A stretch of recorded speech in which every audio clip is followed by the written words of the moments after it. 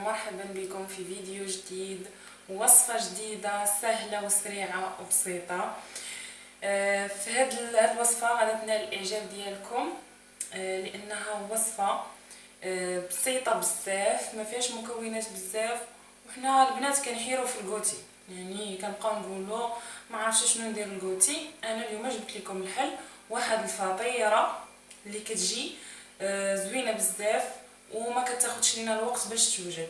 نبداو بسم الله على بركه الله بالمقادير اللي غادي نحتاجو كاس ديال الحليب، كاس ديال الحليب بارد ماشي سخون، نفس العبار، يعني بنفس الكاس غادي نعبرو كاس من الدقيق، خمانه، بيضه،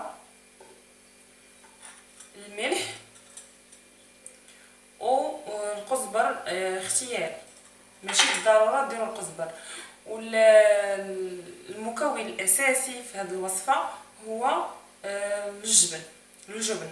اي جبن عندكم جبنه الموتزاريلا ديروها، عندكم الجبن الاحمر ديروه. هذا الجبن الاحمر سبق ليا وحضرته انا في البيت ديالي، ان شاء الله فيديوهات جايه غادي نعطيكم الطريقه ديال التحضير. غادي نبداو على بركه الله، غادي نبداو بالبيض هو الاول. بسم الله.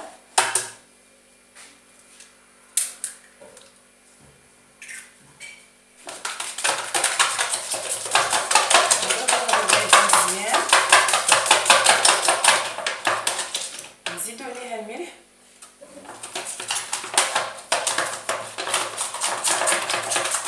الحليب،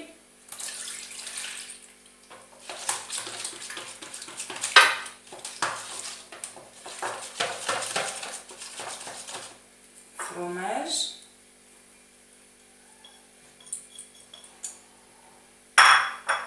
والقزبر اللي قلت لكم اختياري، ماشي بالضروره انكم ديروه الا ما كانش كيعجبكم القزبر في الفطائر. وغادي نديرو الدقيق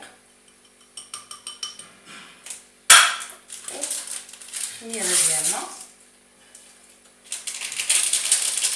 سريعه بزاف، ما تاخذش لكم الوقت، يعني تقريبا الا كان عندكم مكونات كاملين موجودين في ساعه سمين غادي تكونوا وجدتوا واحد الفطيره اللي لذيذه بزاف.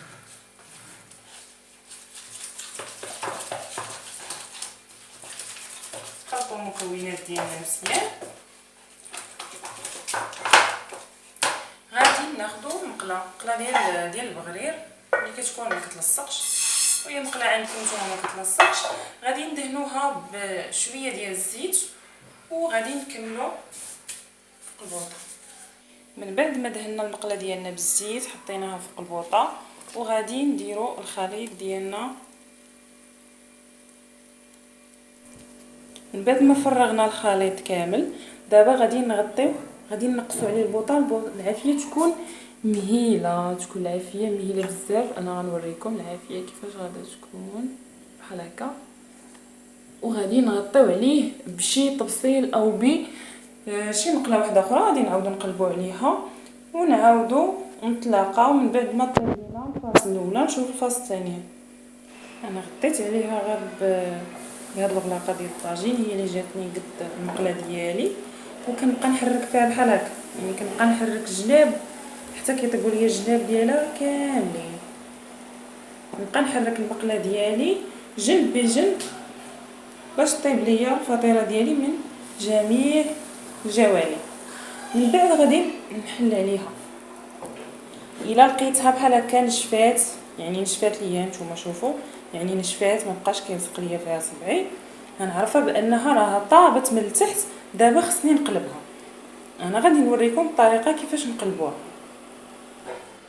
غادي نشد هاد الفطيره ديالي وغادي ندير لها الفاص حتى هو غندهنو بالزبده، باش فاش نقلبو في شي طبسيل اولا في هاد القراده، انا استعنت بالقراده ما غاديش يلصق ليا.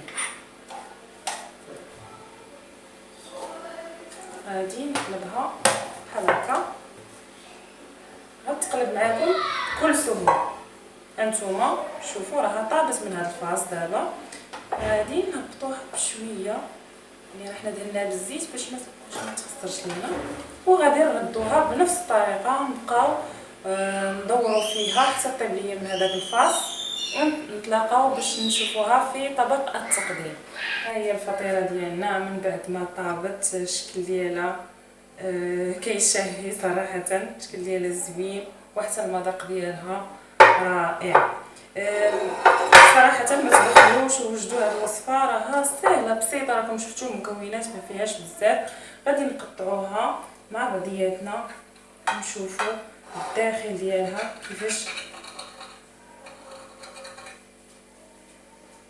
كتجي زوينه بزاف، وحتى وليداتكم غادا تعجبهم هاد الفطيره. هانتوما راها طيبه من الداخل، وهذاك الفرماج عطيها واحد التعليكه. هانتوما صراحه جد رائعه. كنشجعكم باش انكم تجربوا هذه الوصفه.